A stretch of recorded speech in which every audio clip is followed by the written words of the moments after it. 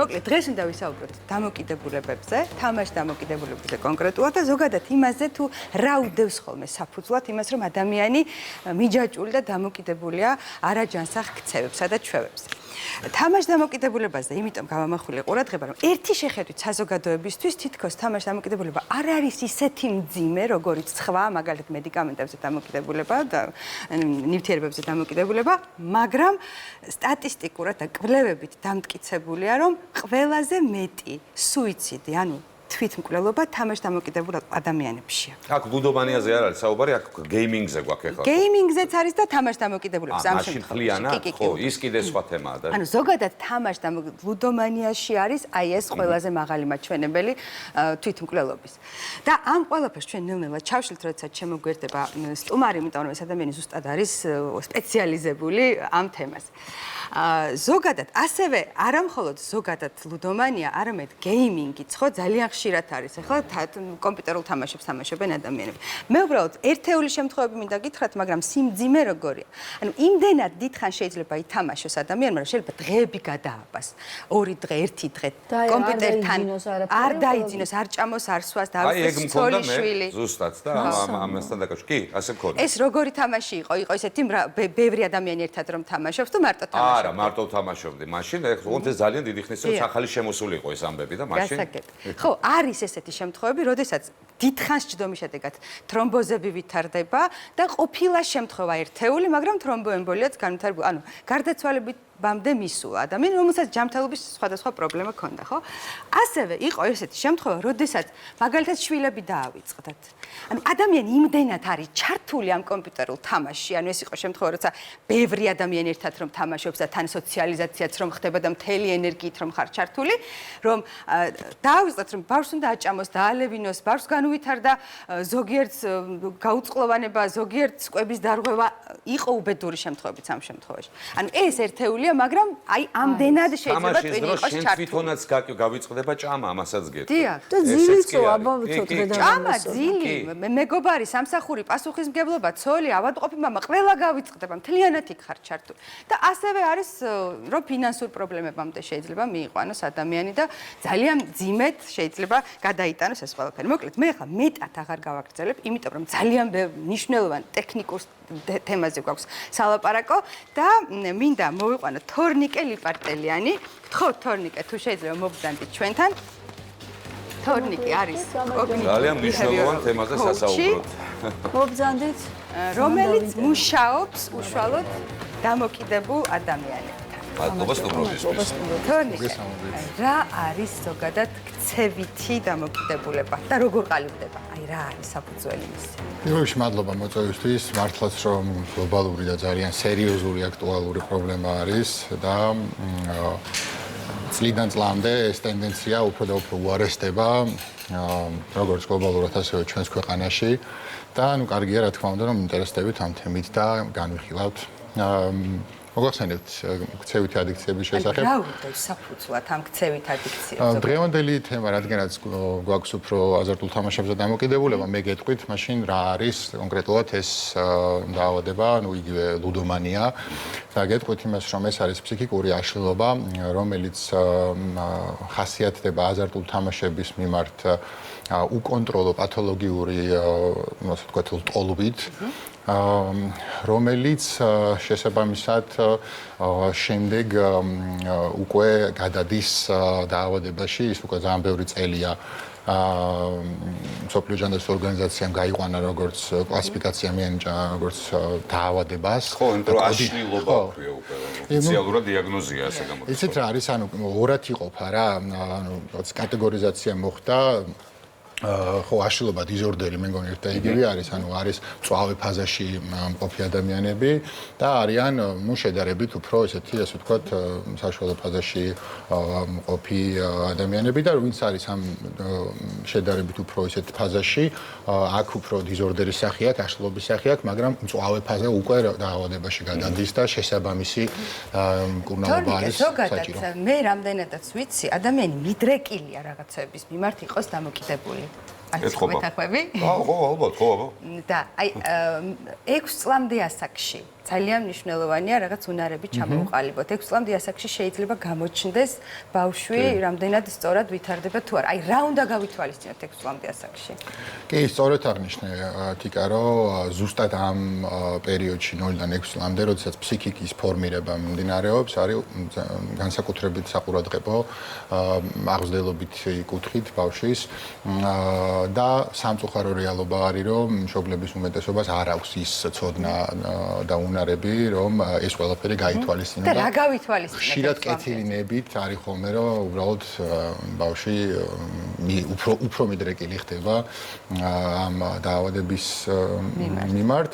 გასათვალისწინებელი არის ერთი ძირითადი ფაქტორი, რომელზედაც შემდეგ უკვე იშლება რა, ანუ ქვეფაქტორებად. თავი არის ის, რომ ჩვენ სწორედ აღნიშნე, რადგანაც ვიბადებით ისედაც მიდრეკილების სხვადასხვა ადიქციების მიმართ, იმიტომ რომ აბსოლუტურად მოწყვლადები გამოდივართ ამ სამყაროში და მშობელი არის ის ერთადერთი ასე ვთქვათ ინსტიტუცია, რომელზედაც ვართ მიჯაჭვულები. მათი პირდაპირი და ესეთი პასუხისგებლობა არის, რომ ჩვენ გვასწავლონ დამოუკიდებლად ცხოვრება. ანუ კი არ მივეჯაჭვოთ მშობლებს და ყველანაირი ასე ვთქვათ ცხოვრებისეული გადაწყვეტილება, ну, აქ ძირითადად არის უფრო სტრესთან გამკლავების ფაქტორები. ანუ დამოუკიდებელ უნარჩვევებს რომ ვაჩვევთ ბავშვს, ეს ნიშნავს, რომ ვაჩვევთ მომავალში შეიძლება არ იყოს მიდრეკილი და დამოუკიდებულებები. ხაზს გაუსვებდი სტრესთან გამკლავების, ასე ვთქვათ, ჯანსაღ მექანიზმებზე რა და ტკივილთან და ზოგადად ნეგატიურ ემოციებთან გამკლავებისთან დამოუკიდებლად გამკლავების მექანიზმებზე, რადგანაც ეს ყველაფერი თუ ბავშვობიდანვე არ იცის მან და რა ვიცი, მარტივ მაგალითზე რომ მოგიყვანოთ, აი პირველივე ტანტრუმზე რომ სასტრაფოდ რომ მივარდებიან და ეგრევე რომ გადარჩენას და დახმარებას თხოვენ. ანუ მშობლისთვის რთულია რომ უყუროს ბავშვი პირობითად როგორ რაღაცა ტირის ან რაღაც განიცდის ნეგატიურ ემოციებს მესმის. იმიტომ რომ თვითონაც გადმოდის მე ეს ნეგატიური ემოცია მასზე და ცდილობს რომ სასტრაფოდ გამოვიდეს აქედან ამ მდგომარეობიდან. თუმცა უმჯობესია რომ მან ხშირ შემთხვევაში განიცადოს ეს ნეგატიური ემოციები, რაღაცნაირად მიხვდეს რომ სამყაროში ეს ჩვეულებრივი მომენტია და მე უფრო მეც გეტყვით რომ ნეგატივისკენ მიდრეკილები ვარ, ჩვენ არ ვართ ბედნიერებისკენ, ჩვენი ტვინი არ არის ბედნიერებისკენ მიდრეკილი, ჩვენი ტვინი არის ნეგატივისკენ მიდრეკილი. მიდრეკილი არის მუდმივად უკმაყოფილებისკენ, ანუ კმაყოფილების განცდა ბავშვებში თითქოს აღარ არის. ანუ აღარ ყოფნით ის რაც აქვთ და გაცილებით მეტი აქვთ ვიდრე წინათაობებს გქონდა ხო ჩვენ და აი ეს მუდმივად განახლება ეს აღარ მეყო ეხა ეს მინდა 15 წუთში მოვიმწვანე და მშობლებიც ამას რო ეთანხმებიან და ხელს უწყობენ სიტყვაზე ხო არის ბჭყალებში ეს სიტყვა რო ატუტუცებენ თავის შვილებსო ხო გაგიგიათ ესეთ რომ ყველა ეს გინდა ეს გინდა ანუ ესეც მოქმედებს რა თქმა უნდა მოქმედებს ეს არის ჰიპერმზრუნველი მშობელის ფენომენი როდესაც ბავშვს ისევ იქ მივდივართ რა რომ გადამრჩენის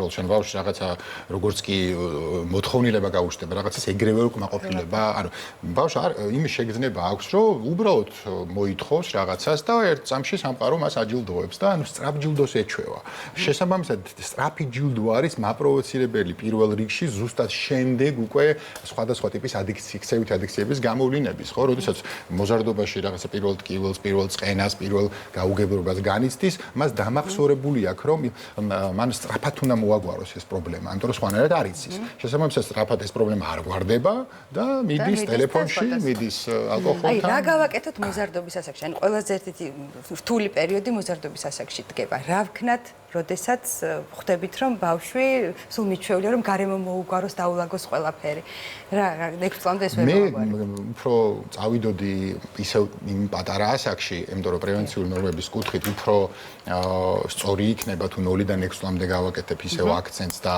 ისევ იქ ვასწავლიდი ბავშვს როგორ უნდა გამომკლავდეს სტრესი. მე უკვე გვიანია რა. და თუ დაგვიანებულია, რა გავაკეთო ახლა? უკვე 15 წლის არის მაგალითად. ანუ თუ დაავადება ჩამოყალიბებულია, ანუ დიზორდერი და ვარქვათ თუ აშლილობა, ხო, აი თუ ჩამოყალიბებულია, მე უკვე ამის მხოლოდ მშობლის პრევენციული ნორმებით სამწუხაროდ პრობლემა არ გვარდება. აქ უკვე პროფესიონალური დახმარებაა საჭირო და აქ უკვე ბავშვი უნდა მივიყვანოთ რაღაცა ისეთ დაწესებულ დაწესებულებებში, რომლებიც ამაზე სპეციალიზირდება. ბასიკოს რაღაცის ჩართვა უნდა გამოცდილია.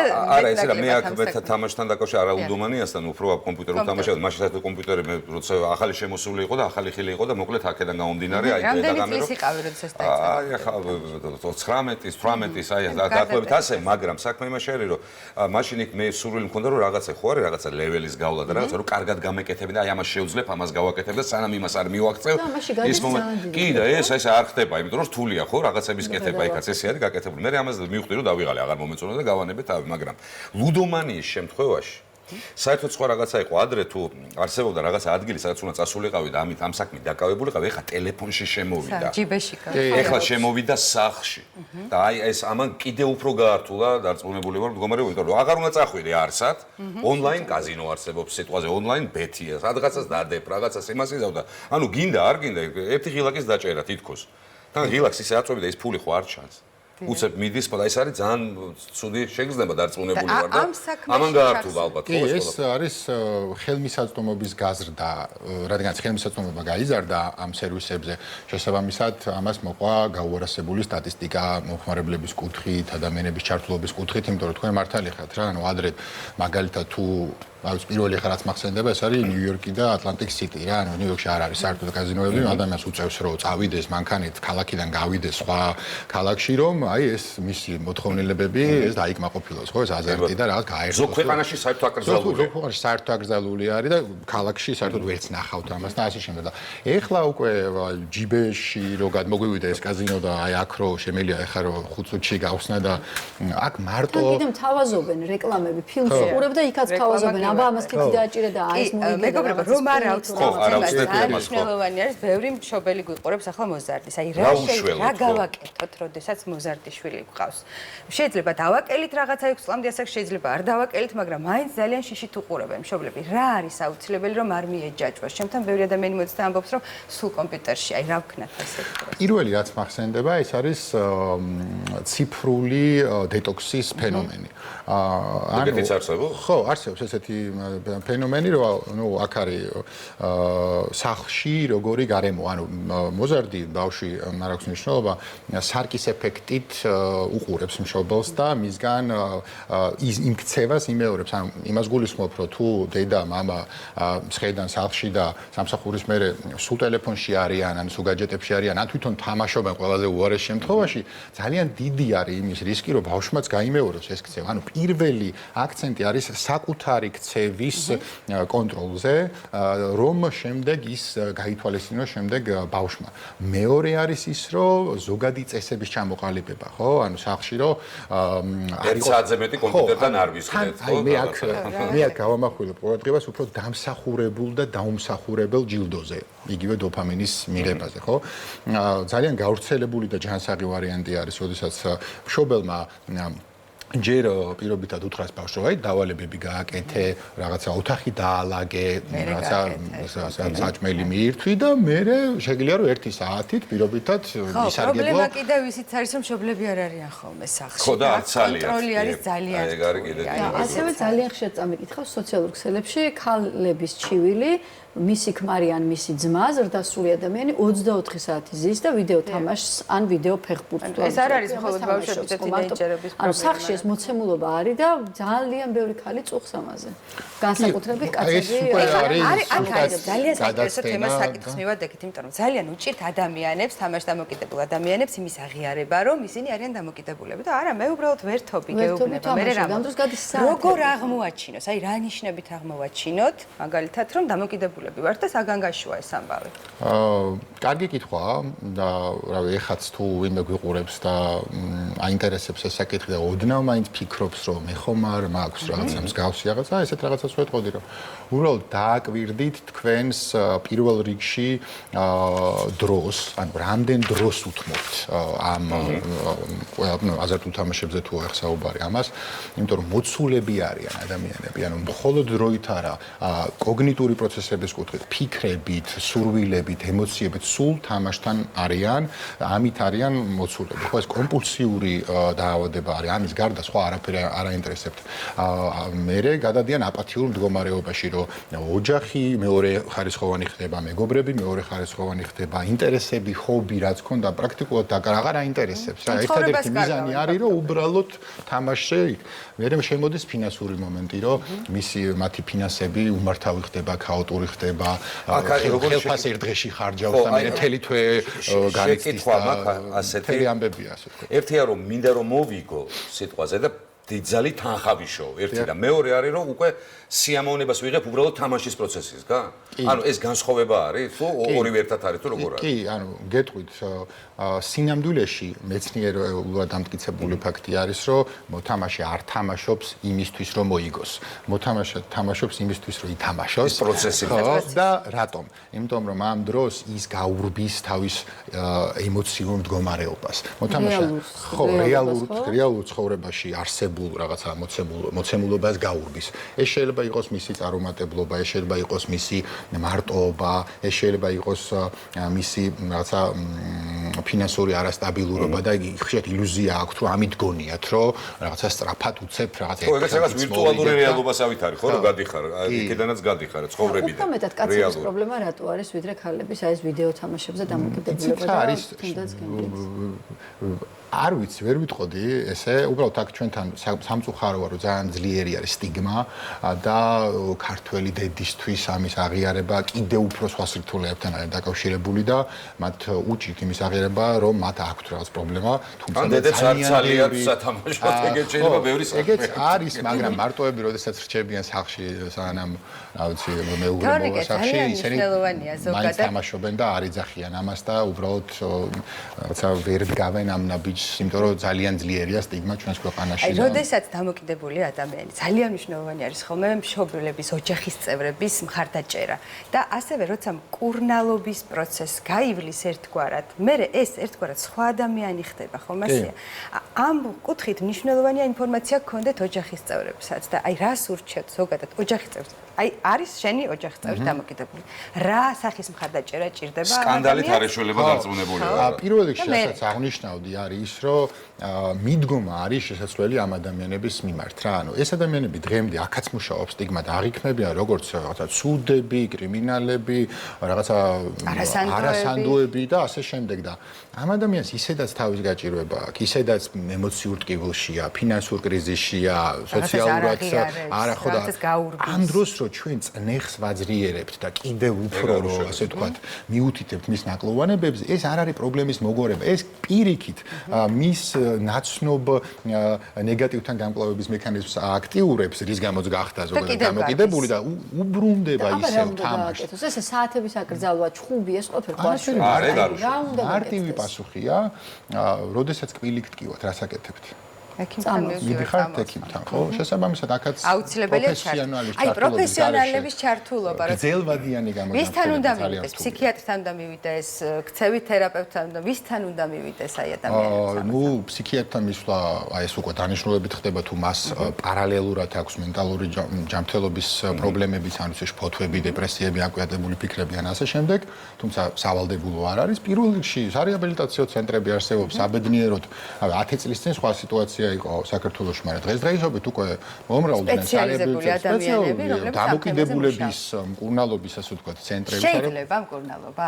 კი, რა თქმა უნდა, არსებობს შედეგები, რომლებიც აგერ უკვე 10 წლის მანძილზე, როდესაც ეს სფერო ვითარდებოდა და საქართველოში პოპულარიზაცია ხდება, უკვე გვაქვს ჩვენ არაერთი, ასე ვთქვათ, და მე ვიტყოდი ათეულობით და შეიძლება ასეულობით ოჯახი. მე მეგონა რომ ამას ვერაფერს მეთოდი ძალიან მოკლედ თუ შეგიძლია რომ გითხრა როგორი არის, როგორ მკურნალობა. იცი, ცევითი ადიქციების შემთხვევაში სხვანაირი მეთოდოლოგია არის, ქიმიურ ნივთიერებებზე რა თქმა უნდა, მაგრამ ადამიანი რო ამბობს, რომ რა გინდა ქალბატონო, ქალოს მიმართვის ხო არ ვეწევი, არ ვსვავ, გარეთ არ გავდივარ, სახლში ვზივარ, ხო? რას ვაკეთებ? სახლში ვზივარ და უბრალოდ ვთამაშობ. ესეთია დამოკიდებულება. როგორ უნდა მივახვდეთ, ეს არის პრობლემა. თქვენი ძახით ისევ იმას, რომ ამას აუხსნათ, ისიც არის. იმდენ რომ უნდა წამოვიდეს თუნდაც რეაბილიტაციო ცენტრში, რატო სახლში რო ვარ და ვთამაშობ, ამიტომ წამოვიდე? ტკივილია რა საჭირო. ჩვენ ფკერს ვეძახით მაგას რა. ანუ ადამიანმა უნდა განიცადოს ეს ტკივილი, უნდა შეეხოს მას რა, უნდა მიხვდეს, რომ ის კარგავს ცხოვრებას დღიდან დღემდე და სანამ ვერ მიხვდება, არაფერი არ შეიძლება. კი, არის ეგეთი რამოდენიმე кейსი, რომ აი ოჯახის შართულობით და რაღაც მოუყანიათ და რაღაცა, მაგრამ აი თვითონ ადამიანი როდესაც აღიარებს ამას, ამ შემთხვევაში არის ყველაზე ესეთი და თორნიკე ბოლოს შეკითხვა მაქვს, რა არის მთავარი გზავნილი, რომელიც შეიძლება ჩვენ ახლა დღეს ვუთხრათ თამაშ დამოკიდებულ ადამიანებს?